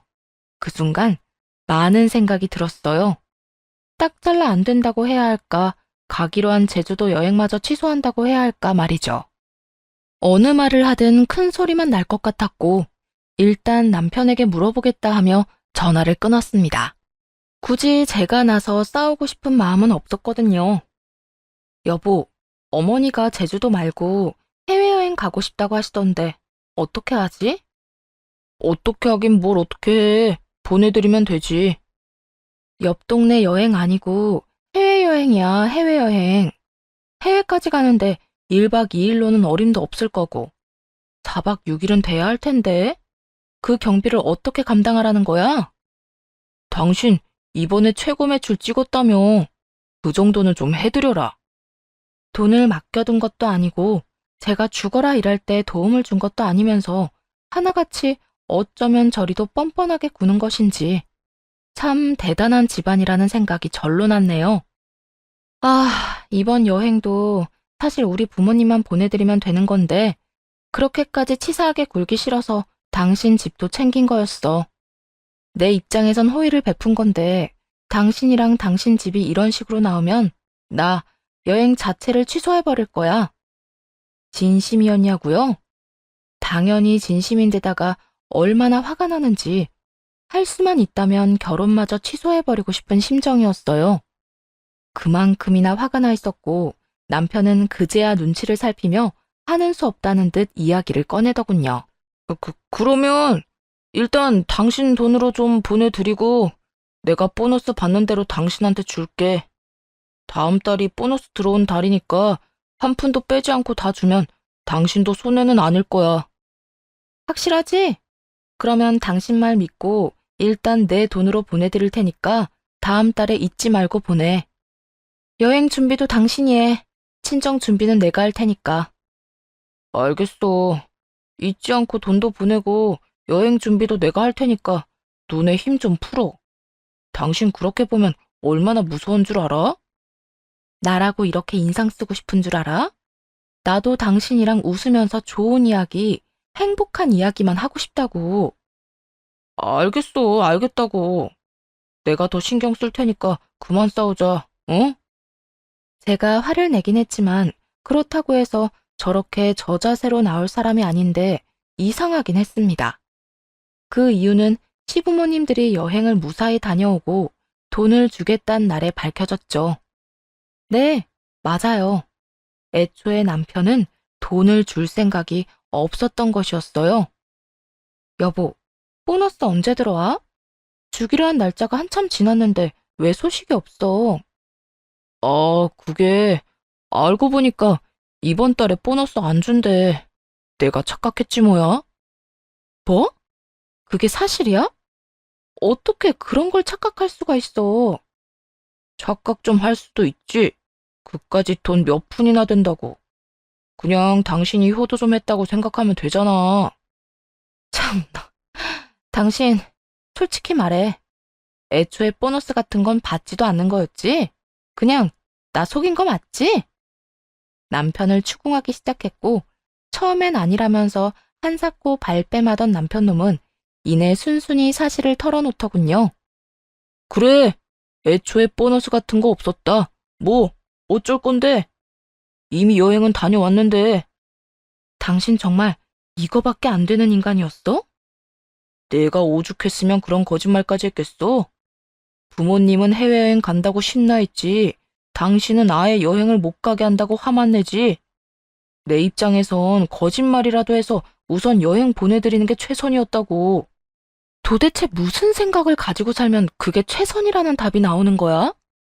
당신이 내 입장에 안 돼봐서 그런 말을 하는데 내 입장에서 한 번이라도 생각해봤으면 그런 말도 안 나왔을 거라고. 당신 입장에서 100번을 생각해도 아닌 건 아닌 거야. 난 어떻게 해서든 돈 받아낼 거니까 그런 줄 알아. 상황이 그쯤 되니 더는 남편에 대한 마음도 결혼에 대한 미련도 남지 않았죠. 그렇다고 해서 당장 이혼은 할 수 있는 상황은 아니었지만요. 친정 아빠의 생신이 코앞까지 다가왔거든요. 우선 아빠의 생신 여행까지만 잘 보내드리고 그 후에 이혼에 대해 진지하게 고민하자고 생각했습니다. 그렇게 여행날이 다가왔고 엄마와 전화 통화를 하며 여행 이야기를 하는 걸 들은 남편이 전화를 끊자마자 화를 내더라고요. 왜 친정에 돈을 쓰냐고 말이에요. 무지 생신이라고 제주도까지 가야 해? 당신 돈 없다면서. 그걸 말이라고 해? 애초에 여행을 보내드리게 된 이유가 우리 아빠 생신 때문이라는 거 잊었어? 그리고 내가 누구 때문에 돈이 없는 건데? 그땐 그랬을지 몰라도 지금은 상황이 여의치 않잖아. 이런 힘든 상황에 굳이 친정에다 돈을 쓰는 게 내 입장에선 이해가 안 된다고. 내가 지금 당신 입장까지 생각해야 해? 당신이 나한테 우리 친정 여행에 대해서 입댈 처지나 된다고 생각하냐고. 제발 생각을 좀 하고 말을 해. 그거야. 당신이 돈 없어서 힘들다고 하니까 내 생각엔 굳이 친정 부모님 여행까지 보내드려야 하나 싶은 거지. 고양이 쥐 생각하고 있다. 당신이 약속대로 돈만 줬어도 돈 걱정하는 일은 전혀 없었어. 어쨌든 난 우리 부모님도 예정대로 여행 보내드릴 거니까 돈이라도 보탤 거 아니면 더는 말 보태지 마. 무슨 말을 해도 의지를 굽히지 않겠다는 뜻은 확실하게 전했다고 생각했는데 남편 놈은 포기를 못한 모양이더군요. 시모에게까지 말을 전해 저를 찾아오게 만들었으니까요. 너 두말할 것도 없이 그 여행 취소하거라. 제가 왜요? 제가 왜요라니. 너 우리 집에 시집온 우리 집 사람이다. 그런 돈이 있으면 시댁에 쓸 생각을 해야지. 돈 아깝게 왜 친정에 그런 돈을 써? 정말 너무 염치도 없지 않나요? 본인은 해외여행까지 다녀와 놓고선 같은 해외도 아닌 기껏해야 제주도 좀 보내준다는 것까지 딴지를 걸고 넘어지니 말이에요. 이런 말까지 하고 싶지 않았는데 남편도 남편이지만 어머님도 참 염치가 없네요. 다른 날도 아니고 친정아빠 생신 여행이에요. 심지어 어머님은 아무 날도 아닌데 제 돈으로 해외여행까지 다녀오셨잖아요. 나는 나고 네 친정은 친정이지. 시집을 왔으면 친정은 무시하고 시댁만 챙기면 되는 법이야. 그러니까 군말 말고 내 말대로 하거라. 알겠어? 어머님이나 그러고 사세요. 저는 그렇게 살 생각 없으니까요. 요즘이 어떤 세상인데 그런 발사기 같은 생각을 강요하고 그러세요? 뭐야? 너 그 여행 당장 취소하지 않으면 내 아들하고 못 살게 할 터이니 그런 줄 알아. 아, 그러니까 지금 어머님 말은 제가 친정 부모님 제주도 여행 보내드리는 즉시 이혼하게 될 거란 이 말이네요. 시모는 제 말에 팔짱을 떡하니 끼더니 기고만장한 눈빛으로 보며 이렇게 말하더군요. 그래, 이제야 네가 내 말을 좀 알아듣는구나. 그냥 하는 말 아니니까 잘 새겨 듣거라. 얼른 그 여행 취소하고 그 돈으로 내 쇼핑이나 시켜주면 내 기분이 풀릴 것 같기도 하고. 어떻게 해서든 아빠 생신은 무사히 넘기고 싶어서 참고 또 참았는데 거기서 더 참다간 화병이 날 것만 같았어요. 더는 기고만장한 그 꼴을 보고 싶지 않기도 했고요. 아, 그래요? 그러면 남편 반품할 테니까 데리고 가세요. 마침 저도 이혼하려고 했는데 잘 됐네요. 그래, 잘 생각... 뭐라고? 너 지금 뭐라고 그랬니? 이혼하려고 했다고? 네. 매장 찾아와서 화장품이나 집어가는 시누이, 자격지심에 찌들어 있으면서도 내 돈으로 시댁 배만 불려주는 남편, 거기에다 친정은 무시하고 살라는 시어머니까지. 이걸 참고 사는 게 미친 짓 아닌가요? 시모는 제 입에서 이혼이라는 말이 나올 거라곤 전혀 생각지도 못했다는 듯 당황한 눈빛으로 바라보더라고요. 너 아무리 그래도 이혼이라는 말은 그렇게 쉽게 하는 거 아니라는 걸 모르니? 도대체 뭘 보고 배웠길래 조금 마음에 안 든다고 이혼 이야기를 입에 올려? 이혼 이야기 먼저 꺼낸 건 내가 아니라 어머님이잖아요. 어머님은 되고 난 안 되나요? 내 가정이고 내 이혼인데. 아무리 그래도 이건 경우가 아니지. 지금이라도 취소하고 잘못했다고 싹싹 빌면 내 한 번은 용서해주마. 현실 회피를 하는 것인지 말귀를 못 알아듣는 것인지 홧김에 그냥 한 말이다. 그렇게 생각하는 듯 하더군요. 이혼하려는 이유를 그토록 친절하게 다 말해주었는데도 말이에요. 용서는 무슨, 그딴 용서 필요도 없어요. 이혼할 거라는 말 진심이니까요. 이혼하면서 내가 보내준 여행 경비도 그대로 돌려받을 테니까 그런 줄 알고 돈이나 준비하세요. 뭐라고? 그 돈은 왜? 애초에 남편이 돈 준다고 해서 보내준 여행이었으니까요. 긴 말하기도 귀찮으니까 자세한 건 그 대단한 아들한테 듣고 이만 나가주세요. 저는 시모를 내쫓아내려고 안간힘을, 시모는 어떻게 해서든 버텨보려 안간힘을 쓰기 시작했죠. 무슨 노인네가 힘이 어찌나 좋은지 아무리 힘을 써도 꼼짝도 하지 않더라고요. 그렇게 한참 실랑이를 벌이고 있는데 남편 놈이 돌아왔습니다. 한눈에도 상황이 좋지 않음을 눈치챈 남편은 황급히 저와 시모를 떼어놓더니 무슨 일이냐고 물어오더군요. 도대체 이게 다 무슨 일이야? 엄마랑 당신 왜 이러고 있어? 어머님이 우리 부모님 여행 취소하지 않으면 당신이랑 이혼하라고 해서 그런다고 했어. 난 할 말 다 끝났으니 나가라고 했고, 어머님은 안 나간다고 버티고 있는 중이고. 뭐라는 거야? 이혼? 내가 왜 이혼을 해? 몰라서 물어? 당신이랑 나랑 이혼할 사유가 이렇게나 차고 넘치는데? 설마 장인어른 장모님 여행 못 가게 하는 것 때문에 그래? 그거야 보내드리면 되지. 이혼은 무슨 이혼이야. 다른 문제도 그래. 대화로 풀면 되잖아. 제 말은 귓등으로도 듣지 않아 상황을 최악으로 몰고 온 당사자가 대화라는 단어를 입에 올리더군요. 그것 역시 상황을 잠시 모면하려는 수를 쓰려는 게 느껴졌습니다. 대화? 우리가 대화라는 게 됐으면 어머님이 우리 집까지 찾아오는 일도 없었겠지. 나 있잖아. 당신도 당신이지만 당신 엄마부터 당신 누나까지 다 지긋지긋해. 내가 무슨 죄를 지었다고 왜 다들 날 못 괴롭혀서 안달이야? 당신, 지금 너무 흥분했다. 일단 엄마부터 보내고 나랑 차분하게 다시 이야기해보자. 보내는 김에 당신도 따라가. 당신 꼴도 보기 싫으니까. 나까지? 당신 정말 나랑 이혼이라도 하게? 이때까지 뭘 들은 거야? 이혼할 거라니까? 당장 나가. 나가라고! 반쯤 정신이 나가버린 상태였던 것 같아요. 남편의 말처럼 흥분을 하기도 했고, 말을 하다 보니 울분도 차올라 이성을 잃게 되더라고요. 어지간한 일로 언성을 높이는 일이 없는 제가 그렇게까지 흥분을 하자 남편은 도저히 안 되겠다 싶었는지 시모를 급하게 내보내고 무릎을 꿇고 빌더군요. 여보, 내가 이렇게 사과할게. 내가 진짜 생각이 짧았어. 당신이 나하고 우리 집에 이때껏 얼마나 잘했는데. 앞으론 다신 당신 마음 상하게 하지 않을게.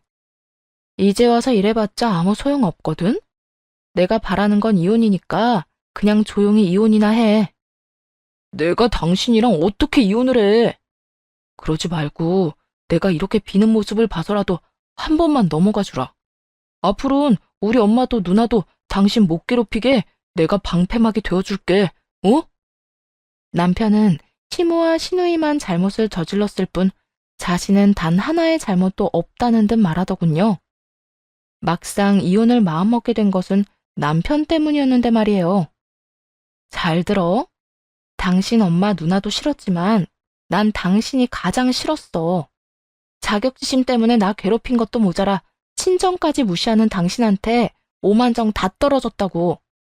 그러니까 괜히 이렇게 빌 필요 없이 이혼해. 당장 이혼하자고. 남편은 버티고 있어봤자 득될 것이 하나 없다고 생각했는지 자리에서 일어나 집을 나가버리더군요. 그 후 남편에게서 쉴 새 없이 연락이 왔지만 제대로 된 통화는 하지 않았어요.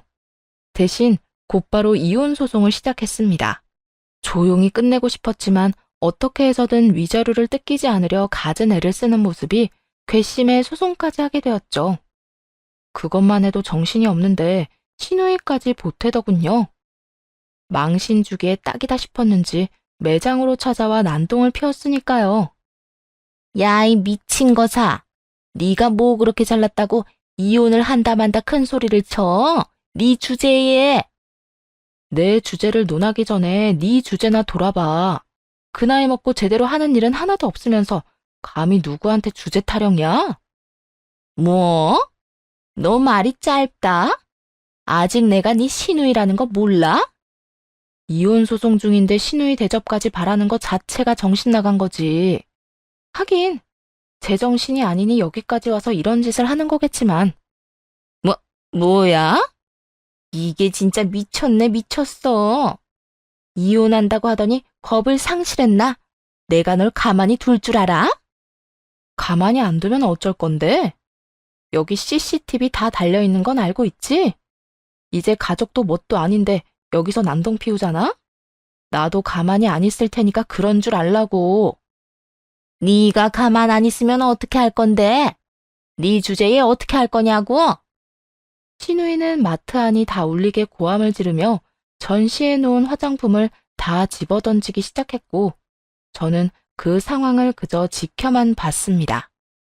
괜히 잘못 나섰다간 서비스직 특성상 피해자에서 가해자가 되는 것은 한순간이었으니 말이에요. 그렇게 10분쯤 지났을까요? 직원들 호출을 받은 경호팀 분들이 매장으로 와 신우이를 데리고 후방으로 데리고 가더군요. 한마디로 쫓겨난 셈이었죠. 신우이가 헤집어 놓은 매장을 정리하느라 조금 귀찮긴 했지만 그 값은 톡톡히 받아냈어요. CCTV 녹화본을 가지고 가 경찰에 신고해버렸거든요. 신고한 김에 그간 외상으로 가지고 간 화장품 값까지 다 청구했고, 신우이는 울며 겨자 먹기로 모든 비용을 다 토해내게 되었습니다. 그렇게 고삐 풀린 망아지처럼 굴더니 마지막엔 싹싹 비는 꼴이 참 볼만했네요. 그 후로도 소송은 계속되었고, 이혼 문제로 남편과 시모를 만나야만 하는 상황들이 이어졌죠. 볼 때마다 시비를 걸며 욕을 하는데 무시하려고 해도 무시할 수가 없더군요. 결국 두 사람을 마주치면 습관처럼 녹음을 하게 되었고, 그것도 모르는 두 사람은 또 욕을 하며 제 행동을 비난하기 시작했습니다. 넌 내 딸 돈 뜯어가서 살림 좀 나아졌니? 나쁜 것 같으니라고. 그래도 한때는 가족이었는데 물건 좀 집어던지고 소리 좀 질렀다고 경찰에 신고하는 사람이 어디 있어? 물건 집어던지고 소리 지르는 걸 보고 난동이라고 하고요. 그런 걸 당하면 신고하는 게 당연한 일이에요. 그러니까 애꿎은 사람 그만 잡고 집에 가서 딸이나 쥐잡듯 좀 잡으세요. 정신 좀 차리게. 이 인연이? 네가 뭔데 나한테 이래라 저래라야. 그리고 내 딸 정신이 어때서?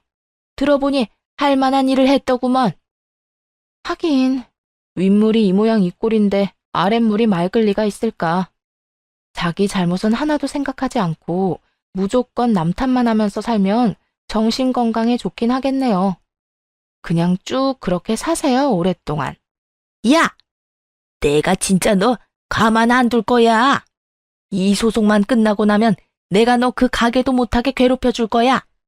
몹시 흥분한 시모는 몸을 떨며 다시 고함을 질렀고, 남편은 그런 시모의 앞을 막고 서더니 시비를 걸더군요. 엄마, 됐어. 이런 미친 여자랑 말 섞어봤자 우리만 손해라고. 당신도 그래. 아무리 이혼 소송 중이라도 아직은 당신 시어머니인데 어떻게 한마디를 안 지고 이겨먹으려 드냐? 져줄 만한 말을 해야 적당히 져주든가 하지. 매번 볼 때마다 욕하고 시비 거는데 그걸 참고 넘기는 게 더 바보 아니야? 이것 봐. 지금도 그래.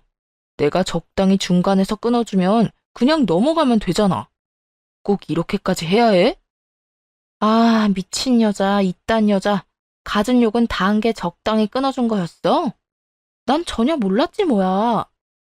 저도 작정을 한 날이었기에 한마디도 지지 않고 남편에게 맞대응했고, 두 사람은 누가 먼저라고 할 것도 없이 차마 입에 담지도 못한 욕을 하기 시작하더군요.